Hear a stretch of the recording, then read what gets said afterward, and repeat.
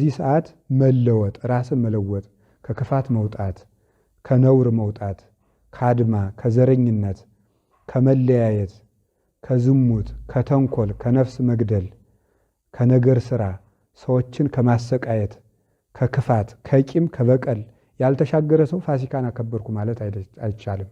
ስለዚህ ሁላችንም ፋሲካውን እንድናከብር ከነገ እሑድ ጀምረን ይቅርታን አድርገን በዕለተ ሆሳዕና ሳምንቱን ነፃነት ያለው አምላክ ነፃነት እንደሌለው ስለታሰረ ፍታት አይካሄድበትም። ፍታት የለም።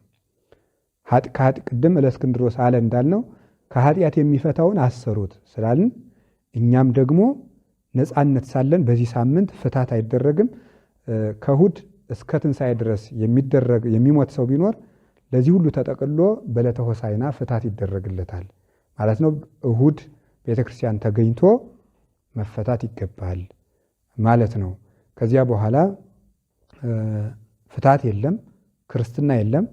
በዚህ ሳምንት ቀናቸው የሚደርሱ ክርስቲያኖች ቢኖሩ ወይም ደግሞ 40 ቀን የሞላው ወንድ ልጅ 80 ቀን የሞላት ሴት ልጅ ብትኖር ዕለቱን እንደማለፍ አይቆጠርባቸውም። እሑድ ክርስትና ይነሳሉ ማለት ነው፣ ይሰነብታሉ። ንዑሰ ክርስቲያን አዲስ ተጠማቂ ካደጉ በኋላ ክርስቲያን የሚሆኑ ምዕመናን ቢኖሩ ሐሙስ እግራቸውን አብረው ይታጠባሉ፣ አይከፈልባቸውም።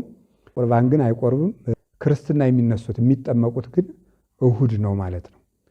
ይህንን አድርገን ስርዓቷን ጠብቀን አክብረን ጌታችን መድኃኒታችን ኢየሱስ ክርስቶስን ፋሲካችን ክርስቶስን ተከትለን ከኃጢአት ወደ ጽድቅ፣ ከክደት ወደ ሃይማኖት፣ ከመለያየት ወደ አንድነት፣ ከጠብ ከክርክር ወደ ፍቅር፣ ከሞት ወደ ሕይወት እንድንሻገር ሀገራችን ኢትዮጵያም ወደ ሰላም እንድትሻገር፣ መለያየት እንዲጠፋልን፣ ፍቅር እንዲነግስልን፣ በሀገር ያለው ሁከት ዘረኝነትና ክፋት እንዲጠፋልን ፍቅር አንድነትን አስበን ከእሑድ ጀምረን ታርቀን በፍቅር ሆነን ማሳለፍ ይገባናል።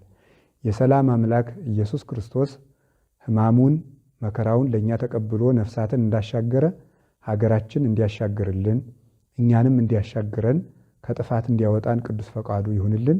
ለፋሲካው ያድርሰን። ፋሲካችን ኢየሱስ ክርስቶስ ዘወትር ከኛ ጋር ይሁን። ስብሐት ለእግዚአብሔር ወለወላዲቱ ድንግል ወለመስቀሉ ክቡር ለዘላለሙ አሜን። ይቆየን።